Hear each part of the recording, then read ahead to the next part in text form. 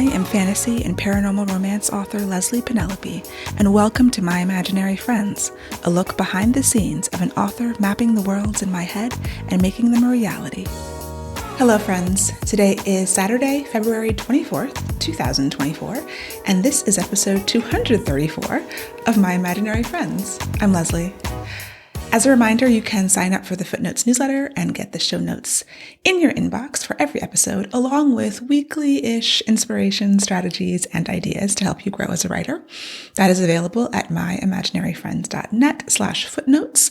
When you sign up, you can also become an imaginary best friend for a few dollars a month. That gives you access to premium posts, which are long-form craft essays. You get quarterly workshops and discounts on my coaching and courses. So you can join me there at myimaginaryfriends.net for all of this and more. This week's best thing. I cracked the outline for my current work in progress. The book that I've been referring to as the Book of Secrets, I had an outline a few weeks ago. I mentioned sending it to my new editor, Arlie, getting really great feedback, and then sort of coming back to it. So if you are on the Footnotes newsletter, the last week's issue, I mentioned the outline was not going well, or it wasn't going quickly. I had been just mired in the fog. You know, this is a story that has been 10 years in the making, and it's gone through many, many changes up until that first outline of 2024, let's say. Then I got the feedback and I'm like, oh gosh, okay, what is this story about? So I had to be willing to go back, take it down to the studs again, and build it back up in a better form.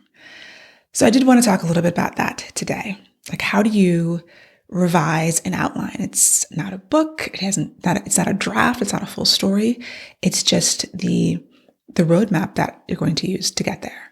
And since getting that feedback on the outline was helpful, and I think that it will save me at least one big rewrite, it's worth examining. You know, how did I get to a place where I recognized it needed a lot of improvement to feeling like I'm actually ready to write now?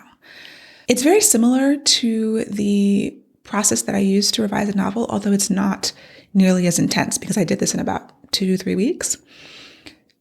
I took the feedback that I got and I went through it and said, okay, what do I agree with? What don't I agree with? You have to analyze and evaluate your feedback. And the things that I agreed with, I was like, okay, how do I address them? It really involved putting everything on the table for revision, like going back to the studs, like I said, like ripping out the walls and the floor and everything and saying, what is the core of this idea? What is the thing about this story that I'm the most excited about? I talk about that in the imaginary world building class because it's a fundamental part of the process every step of the way, and especially at the beginning and when you know that there's problems. So I made a list of all the things that I didn't want to change, the core, the beating heart of the story. And the story came to me as a situation. You know, I talk about stories can come to you as a character, a situation, or a world. This was definitely a situation. So the characters have changed many times over those 10 years. And in the past few weeks, they changed a bunch. I went through different versions. Like, what if my main character was this? What if she was this? I changed her personality, her circumstances.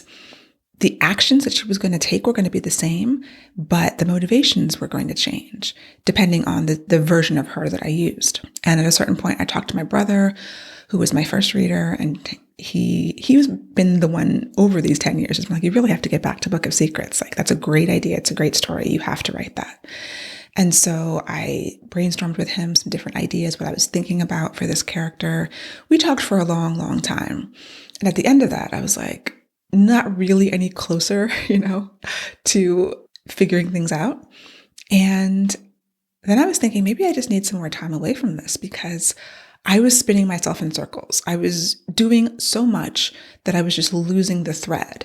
I had these pillars, these things I didn't want to change about the story idea, the things that really I thought were the most interesting and that I wanted to write the most. And everything else, I had no idea if I was going to keep it or leave it or throw it away, like how it was going to be.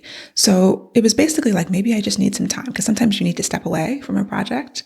I had stepped away for a day or two here and there just to give my mind time to process, but I was considering just putting this back on the back burner and moving on to this other idea that is gaining energy in the back of my mind. And that lasted for about a day. And then I got an idea. I think it was like right as I was going to bed, I grabbed my phone and I started dictating I use Google Keep on my phone for all my notes. And you can do like voice typing in there, or you can record voice messages. And I was just recording a bunch of ideas like, oh, what if it was this? And I think it was based on some feedback that my brother gave me. So the Book of Secrets, the core concept is this paranormal thriller about a kidnapping. And I decided to set it in 1999. So Y2K is a portion of it. And the prevalence of the Y2K subplot has gone through lots of changes too. The core concept is a person gets kidnapped and then no one remembers her afterwards. The kidnapped victim. And like sitting with that and wanting to see more of that. And the previous outline I had, there wasn't enough of that. And that's actually the heart of the story. That's the pillar one of the main pillars that I knew shouldn't change. So I was like, what if I have a time jump? And that was addressing his feedback. I could connect it to some of Arlie's feedback about the weaknesses in the character and the things that I still needed to figure out to make it come alive and feel more real. And then it was like dominoes falling. I got that idea. I dumped a bunch of notes into my Google Keep app. The next day I got up and wrote notes, just brainstorming. What if this? What if that? Okay. How do these tendrils affect everything else? How do they affect the characters? I had added some characters. I had to take some characters away. I had to change some motivations, but it was really starting to come together. And always connecting it back to those pillars of the things that shouldn't change, the story seed, the core of the idea that I wanted. And then using my intuition from there to try to feel my way through, writing notes to myself, like talking myself through it. And then eventually I just had to tell myself the story. So usually I do that in bullet points in outline form, but this time I was like, let me try it as a synopsis, as more sentences. So it's a synopsis. It's not quite a story, but it's the summary of the story. So I was writing out every scene, chapter as a paragraph, and it started to come together. And then I would take a break and just bullet point things, come back, write them out as scenes, flesh them out a little bit more. That gave me an idea of everyone's motivation, some of the character stuff, and the plot. And yeah, like I said, the dominoes were falling and it was just coming together. And eventually, by the end of this past week, I had a 9-page outline, or 9-page synopsis, which represents all of the story. The beginning is a lot more fleshed out than the end, but I don't need to know the end now because if tradition holds true, when I actually write this thing, the end shifts and changes depending on what I discover when I write the first half. But I think it's a solid ending. I know there's things that I don't know. There's still some holes, and I think there should be some holes. Even though I am a plotter, I'm also a discovery writer. I discover as I'm writing, and I think that's an important part of the process. I don't want to overplot. And I don't know that I've done that, but I could see that being a problem or just being a waste of time because of every other book that I've ever written, the plot that I have written kind of falls apart a little bit, like to different degrees. But that's why the discovery inside of the plotting is still such an important part of the process. So yeah, I feel really good about what I have, about the story. I think it's stronger. I was able to bring through some themes that I had discovered, some of the things that I had forgotten from many previous iterations of this idea, and tighten it. Cutting some characters helped. I had too much going on. And so I've left myself room, some space to, figure out if I actually need them back or what's going on with those characters. Like they're still part of the story, but they're not on the page in this book. I also discovered that I need this to be a duology. So I was trying to do a standalone with series potential, but it's coming to me as a duology. And so some of what's working is pushing off some of the ideas that were too much for this book into book 2. That actually helped solidify some things in my mind because, this is a proposal. This is my option book for my publisher. I don't know if they are going to want 2 books. I don't know if they're going to buy them. So I was trying to, okay, I can do this in one. But this story as it is now requires 2 books. And that's part of being in the traditional publishing system where sometimes you're not in control or complete control of the number of books. Like you might want to have an 8-book series, and your publisher might buy 2 or 3 from you and see how it goes. And then if those 2 or 3 don't sell that well, then the other 5 are not going to happen from that publisher. And then you can potentially self-publish them. Of course, then you're in a situation where someone else owns the first book. So a lot of the marketing, like there's just a cascading series of events that happen with traditional publishing when you don't know how many books you're going to get in a series. So I have to take a leap of faith that duology, 2 books. I see publishers are publishing duologies a lot more. You know, we've gone from trilogies to duologies because it's fewer books, it's cheaper. And yeah, there's a chance that they're not going to want to, but I'm going to put that out of my mind. And hopefully, you know, if they don't want to, someone else will, or I can always self-publish it if I need to.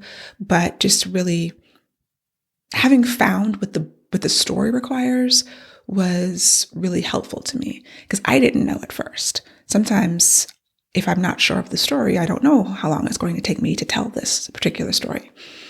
And I've been doing standalones the past couple of books, Monsters We Defy, Daughter of the Merciful Deep, which comes out this June, both standalones.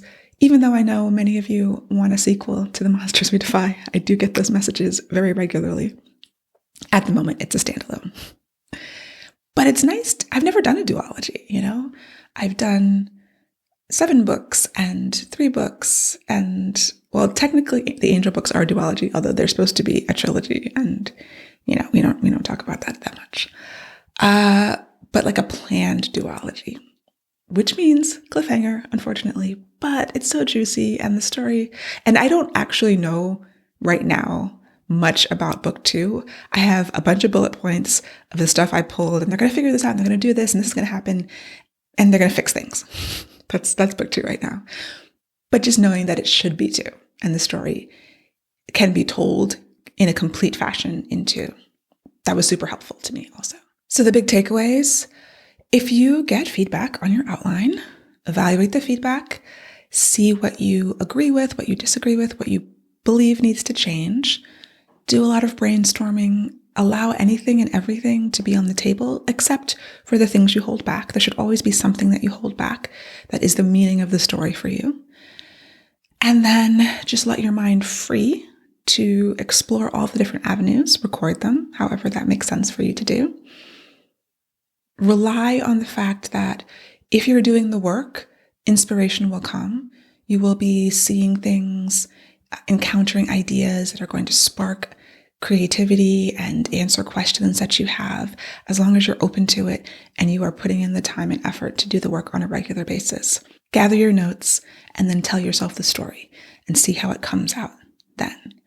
I think so much of writing and creativity is happening on the subconscious level.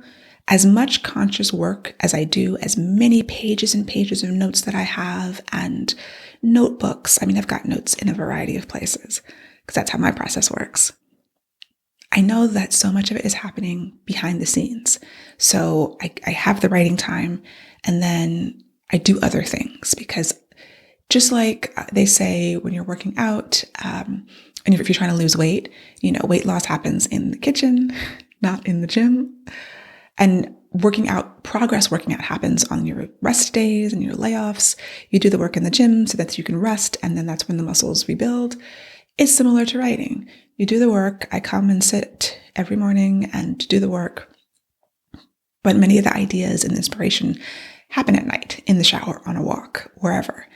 And yeah, it's a great part of the process. It's just honing that, having ways to capture those ideas when you're on the go.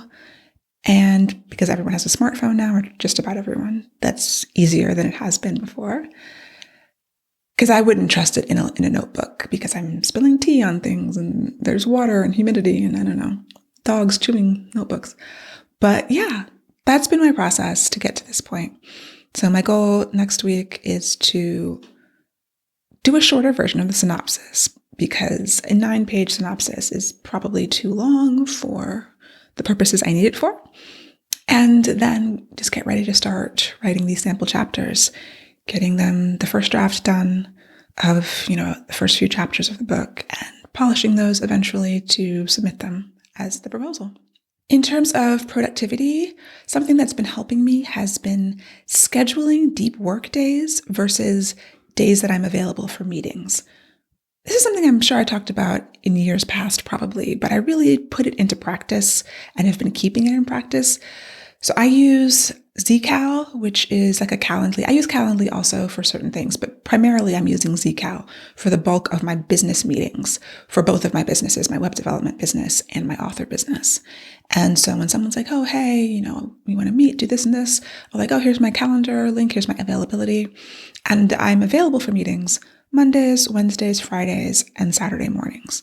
And that includes podcast recordings, other kinds of meetings, interviews, things like that. So that leaves all day Tuesday and all day Thursday available for deep work blocks where I'm not interrupted by things. And that's been really helpful. If I don't have a meeting on a Monday or a Friday, then Fridays are tough. Mondays, I can do a lot of deep work. Wednesdays, I'm often broken up by some appointments that are regularly scheduled every Wednesday or every other Wednesday. So it's fine to sneak another meeting in there. If I've got 2 or 3 meetings on a day, that's fine because the day before and the day after that, I've had just uninterrupted time to do work, and I try to protect those. And I highly recommend trying that if you are a person who has a lot of meetings, if it's possible for you, Obviously, it's not possible for everyone, depending on your situation, but as a self-employed person who is largely in control of my schedule, it has been very, very helpful. I can look at my week and doing the weekly planning and saying, okay, if I'm building a website or doing something that requires just a lot of parts of my brain, I do that on Tuesdays and Thursdays. I schedule 2 to 4 hour blocks for those things so I can focus. And then if I'm having these meetings, Mondays are usually quiet work-wise, but it's also a good day to meet. So if I can sneak in another deep work block on a Monday, Fridays, I'm still working out what I can do on a Friday when I'm still a little exhausted. I don't want to necessarily be, although sometimes I can, depending on how the week has gone, doing a lot of like heavy coding because my brain's just tired on Fridays. But I can write in the afternoon sometimes. Often we record Ink and Magic, the podcast I do with Inez Johnson, on Fridays. In short, having these deep work days, having a meeting scheduler so that I can show people my availability, and it connects to Google Calendar, so it's always up to date. Everything else that goes on in my life is in Google Calendar, so I feel confident, and I've set up the settings so it's like, okay, do you want more than 1 meeting a day? I need at least a half an hour between meetings, things like that. And it has really helped, and it's helped me be able to schedule my time better. I'm still doing time blocking, especially on weeks when I have a lot to do. So I'm slotting in, okay, even if I do have a meeting, what can I get done before? What can I get done after? If it's something that you can work into your life, I recommend trying it. A couple recent media things. I did an interview on the Wish I'd Known for Writers podcast with Jamie Albright and Sarah Rosette. That was a lot of fun. I will link to it in the show notes. They have a great podcast and they're talking to lots of writers, and it's a good conversation. So if you'd like to hear more of me, you can do it there. Also, I was mentioned in the Washington Post article about romantasy, which I heard from several people because I'd seen the article online, but I didn't know it was going to actually be in the printed paper. It was in the Sunday paper, and my mom and my mom's friends were like, oh my gosh, Leslie's in the paper. It's just a little mention of the Bliss Wars trilogy books, but very grateful for that. Sarah Wendell from Smart Bitches wrote that article, and she is lovely. And I was happy to see myself in the mainstream media. I'll put a link in the show notes, and I have a gift link if you're not a subscriber. Another interesting thing that's happening, March 2nd and 3rd, there are 2 different grammar refresher workshops being held at the Muse Writer Center. I'm not teaching them. I'm actually going to take one because my grammar is often atrocious. And I've taken this before many years ago. This teacher, Linda Cobb, is a grammar wizard. And so they're online, available. There's limited availability. So link in the show notes, or you can go to the-muse.org and check out their classes. They've got lots of classes.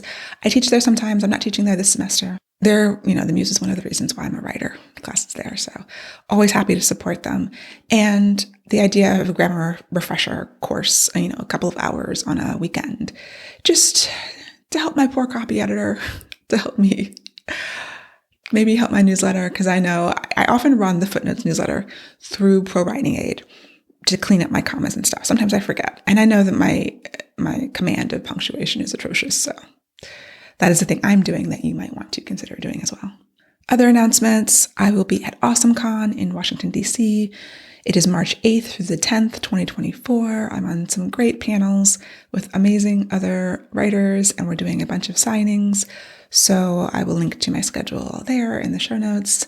If you're in the area and are interested in a great con in the DC Convention Center, then come through. AwesomeCon is a lot of fun. And I'm not a con person, so I have to take it in small bites, but the panels I've done there in previous years have been great, and the energy is good. And even though it's a lot of people there, it does seem to have like a different energy. Like the times I've been to New York Comic Con, it's just so overwhelming. AwesomeCon is overwhelming, but in a smaller way, because it's just less people. I mean, New York Comic Con is bananas. If you're a writer, in March, there are these March Madness writing sprints. I'm going to be doing a few of them. Other author tubers are hosting sprints. This is put together by Written in Melanin, Sam Lockhart, and there'll be some links if you're interested in those. Mine will be Thursday evenings. I've been thinking about doing more writing sprints. I've been talking about this for months, and I just haven't pulled the trigger because I'm so busy. But it was really fun to do them during NaNoWriMo. It was really fun to do those lives during Preptober, and I do want to do more of that. I just have to. It's been on my list of things to do. Every week I write it down. I'm going to schedule some YouTube lives. Every week I don't schedule them, but one day it will happen again. Mark my words. And if you were looking for a book recommendation, I read The Neighbor Favor by Christina Forrest. It is a really delightful contemporary romance. It starts off sort of epistolary. These two people correspond via email for a year, and they sort of fall for each other. And then one of them cuts off contact because of romance reasons, I guess. And then they become neighbors. They don't know it, but then one of them finds out. It's really delightful. I enjoyed it. One of the characters is a novelist. The other one works in publishing. So there's that aspect to it too. It's one of the internal themes for the heroine is like her family expects her to be Black excellence because they're Black excellence, and she just kind of wants to live her life and do her thing. I really enjoyed it and highly recommend it. Also, I finally saw the movie Origin, Ava DuVernay's new movie. Whew. It sort of destroyed me and put me back together again. It is actually a crime that it was not nominated for multiple Oscars. I don't understand. I love American fiction, and American fiction absolutely deserves to be there. Some of those other ones, of course, I haven't seen them. Some of the ones that I've seen, controversial opinion here, I know, and don't at me. I did not like the Barbie movie at all. I was talking to my mom because we went to see Origin together. She was like, the Barbie movie was torture. She had to turn it off. She couldn't finish watching it. And I was like, yeah, it was really difficult. So if you are one of the minuscule amount of people who were not feeling Barbie, we are kindred spirits. If you loved it, I don't want to hear about it.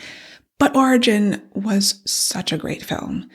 I hallucinated that Ingenue Ellis and Niecy Nash were nominated for Academy Awards or some big award, but they hadn't been. There were some smaller awards, and they totally deserved to be. So if you haven't seen Origin, if you've been on the fence, bring some tissues. It's incredibly emotional, but so worth it.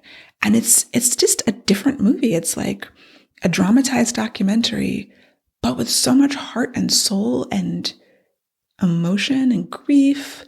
But it's about our connections, and it's something that you can't really explain because I didn't understand what it was from watching the trailers. I hadn't read Cast by Isabel Wilkerson, and I didn't know what I was getting myself into with this movie. I just heard that it was great, and it was. So. And that is it for me for this week. All of my recommendations and notifications are out of the way. Once again, my goal, get this synopsis chopped down, hopefully start writing, start drafting.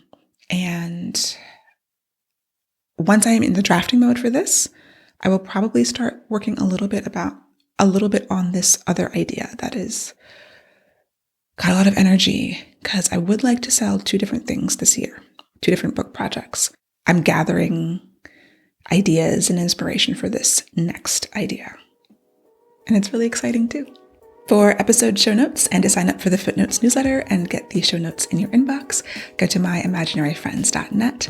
You can subscribe to this podcast wherever you get your podcasts and watch the video episodes on YouTube. Email me at podcast@lpenelope.com, and I would really appreciate a rating or review to help support the show. My Imaginary Friends is part of the Frolic Podcast Network. For more fantastic podcasts, go to frolic.media/podcasts.